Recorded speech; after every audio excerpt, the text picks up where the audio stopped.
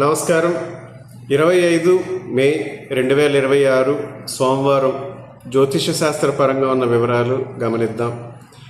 ఈరోజు భరణి, రోహిణి, మృగశిర, ఆశ్లేష, పుబ్బ, హస్త, చిత్త, జ్యేష్ఠ, పూర్వాషాఢ, శ్రవణం, ధనిష్ఠ, రేవతి ఈ జన్మ నక్షత్రాల్లో జన్మించిన వారికి అనుకూలమైన రోజు. వీరు ఏ పనైనా కూడా ఈరోజు ప్రారంభించవచ్చు, నూతన ప్రణాళికలు ఆలోచించుకోవచ్చు.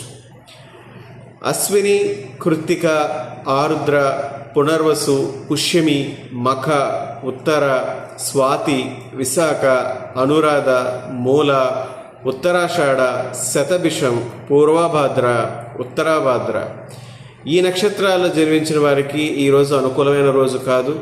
వీరు ఈరోజు ఎటువంటి ముఖ్యమైన నిర్ణయాలు తీసుకోకపోవడం మంచిది. వీరి పేరు మీద ఎటువంటి శుభముహూర్తాలు ఈరోజు పెట్టకూడదు.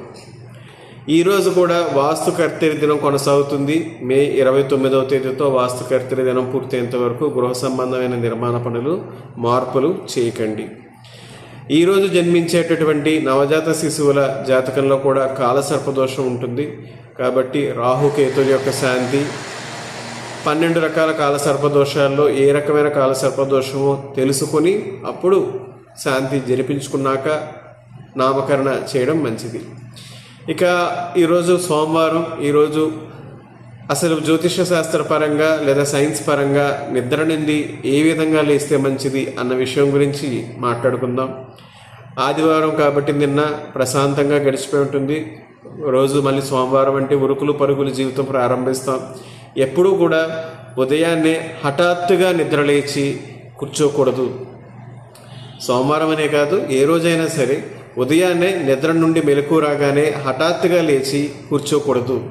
జ్యోతిష శాస్త్ర పరంగా అయితే బ్రహ్మ ముహూర్తంలో అంటే సూర్యోదయానికి 2 గడియల ముందు, 48 నిమిషాల ముందు అన్నమాట. 2 గడియలంటే నిద్ర లేచి మన దినచర్య ప్రారంభించాలి. ఇలా బ్రహ్మముహూర్తంలో నిద్ర లేవడం అనేది అందరికీ కుదరని పని. కాబట్టి మీరు ఎప్పుడు నిద్ర లేచినా హఠాత్తుగా లేచి కూర్చోకుండా మీ కుడివైపుకు తిరిగి 1-2 నిమిషాలు కుడివైపు పడుకొని అప్పుడు నెమ్మదిగా లేచి కూర్చోండి. పడకపైనే మీ ఇష్ట దైవాన్ని లేదా మీ వంశ పెద్దలను తలుచుకోండి. ఈరోజు నాకు కానీ నా కుటుంబానికి కానీ ఎటువంటి ఇబ్బందులు రాకుండా కాపాడండి అని మీ ఇష్ట దైవాన్నో మీ పితృదేవతలను తలుచుకొని అప్పుడు మంచం మించి లేచి మీ దినచర్యను ప్రారంభించండి. ఇలా చేయడం వలన గుండెపై ఒక్కసారిగా ఒత్తిడి పడదు, రక్త ప్రసరణ బాగుంటుంది, మానసికంగా కూడా రోజంతా ఉత్తేజంగా పనిచేయగలుగుతారు.